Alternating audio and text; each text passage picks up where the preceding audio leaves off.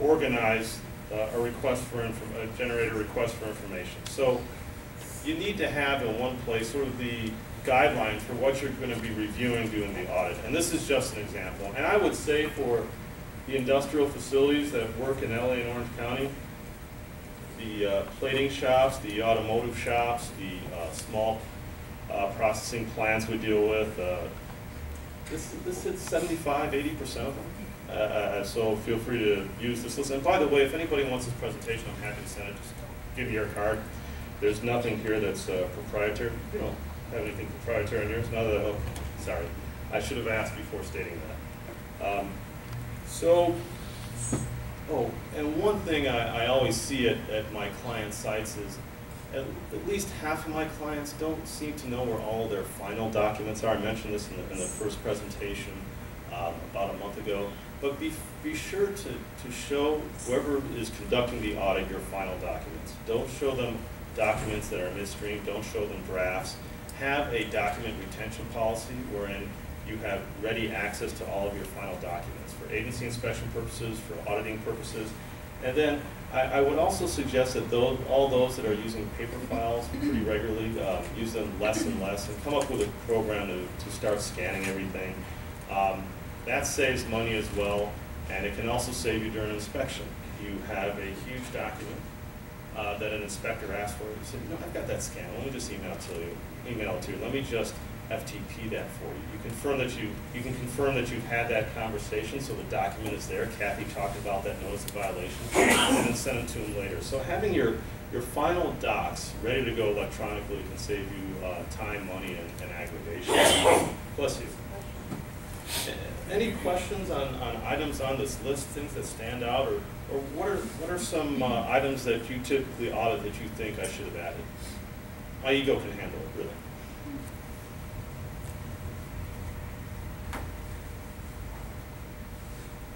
I can't be that good. What'd I miss? Yeah. Yes, ma'am. SB 14? I don't know, maybe it's up there. It is not up there, and that is that, I think its term is quadrennial waste minimization program.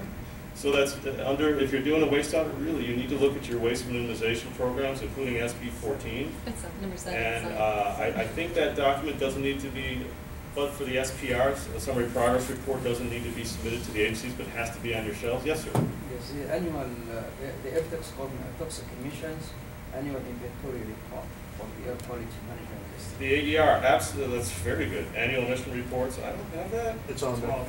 Oh, okay. Well, there we go. But you're talking about any air toxics reports you might have done, health risk assessments and the like, that would be very important.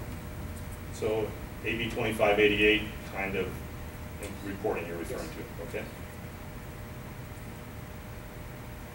Anything else? All righty. So that was generating the RFI. I put the greenhouse gas. Ah, darn it. Okay. All right. Marcus, why don't you tell folks a little bit about what the greenhouse gas reporting is, just for kicks. Since you're leaving early. So for the state, you have AB 32, which I'm sure most people are familiar with, federal greenhouse gas, right? So depending on your sector, you have specific, monitoring, reporting, record-keeping requirements. It is a, for lack of a better term, sexy regulation. You can't listen to NPR or see a national news without someone talking about greenhouse gases and the fact that they're starting to do emission trades here in California. The trading session began November 16th, I believe was the date, and there's all sorts of dispute as to whether those monies can go into the state's general fund, and one of the manufacturing entities is suing CARB. It's pretty interesting, and if it proceeds as it's going out, it's really going to be a bellwether for what happens nationally and possibly internationally as well. So thanks for that. Yes, sir. Biennial report. Biennial, cheapers, I'm missing all sorts of things. Thank you very much. Wonderful. So Dakota Software can help you nail down some of these as well. But let's talk about the still compiling data. And so you noticed I missed some things. So let's start talking about other resources to help you ensure you don't miss any things as I just did. And let's talk about air permitting. The most aggressive agency in this area is, of course, AQMD. And I'm going to guess many of you are familiar with fines, correct? Who has seen this screenshot before? Okay. So I always recommend, generally, use as many free resources as you can, and in conjunction with that, make sure that what you have is the same data that the regulators have, because if there's a difference, something is wrong, and that should be part of your audit. If, for instance, the AQMD thinks you have an active permit and it should be inactive, well, that should be a recommended action item for you to follow up upon. It's a very easy, I've got to hand it to the AQMD, it's a very easy site to use. And just for kicks, because I started my professional career at Chevron, there's a Chevron refineries list, and they have probably the largest set of permits here in Southern California. I knew they want to be here, so I put it out. So use free resources, use the folks in your facility, use your old audits, use some software, and put together a request for information that is quite comprehensive. So let's go to the field now, although I'm really not going to go there. Let's go figuratively. And I always like to, again, use free resources, and I guess the mantra here is use what inspectors use. If you know of a list that inspectors use out in the field, you should use that yourself, because it's probably the best guidance you're going to get. And just about every CUPA, every fire department, every county, for hazardous waste generators is going to use this list, and I provided the link. And you should, as part of your list generation, go through these kinds of lists line item by line item, look at what applies to you, and then audit those items that apply to your facility. And if you have a question, if you're not sure if something applies to you, that's where you've got to dig deeper, dig into the regulation. So this, now, the biennial report was brought up. If you, for instance, the very first line item, let's see if I have practice with my, I got it to work. So line item 1, the biennial report for folks who generate federal hazardous waste more than 2 metric tons a month. If you don't, just put not applicable and move on. So go through all sorts of lists of this nature, determine what applies to you, and then audit away. Now we're going to have some fun with violations, and I'm going to keep my cheat sheet here. And once you've got your RFI, you're starting to review documents, let's look at some of the recommended action items that may have developed, and some of them are going to be very obvious. And I call this fixing the low-hanging fruit. Once you get to the, let me back up a bit.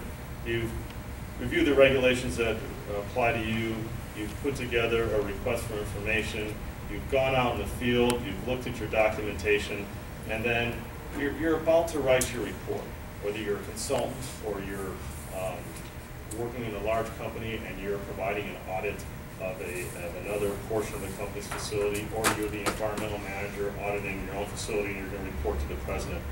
Before that report is drafted, I just would recommend fixing things right then and there. So you're minimizing your record of infractions, and so many times, 90% of the time, I'll say, who can be out there to help me close bungs, to help me replace labels, and the like. So, and sometimes I'm putting on jeans and doing it myself. It's good for character.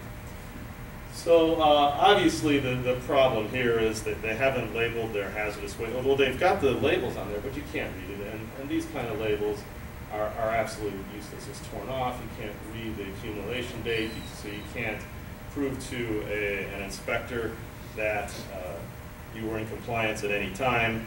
And then when you look back at your list, obviously there's the notes of labeling and marketing, and that's part of your audit. Let's have a little more fun on low-hanging fruit. Here's some oil filters, an open container, and violates about two rules. Again, just get a container on there, label it, fix it, don't move on. I love this one. Can you see what's going on here? It's supposed to be secondary containment. Yeah, it's actually full of oil, so. Yeah, it wouldn't matter, but if it's full of water, it's got to be removed. At any rate, I don't need to point it out, but it's oil, it's full, so it's really no longer secondary containment. So, more obviously, containers in bad shape, open bungs, and let's change media. We were talking about hazardous waste, and my thing I've noticed the most, and one of the things I've noticed the most in dealing with inspectors for about 25 years now, is that don't make it easy for them to give you a violation. So, if just about every permit to operate from the Southwest Air District says that you need to post the permit within 8 meters of the device. So this too is something that can be corrected right away while you're doing your audit. If you see that it's not, the permit is not posted, please have someone make some copies, laminate it nice, and post it. Now, this isn't the best photo, but it's really just done to represent a mechanical gauge, because when you look at it, it's really not screaming with pressure. I was hoping to get a gauge photo where it's all the way to the right, but you could have an instance where your filter just needs to be replaced. Again, if you can replace the filters right away, go ahead, do it. No need to document non-compliance.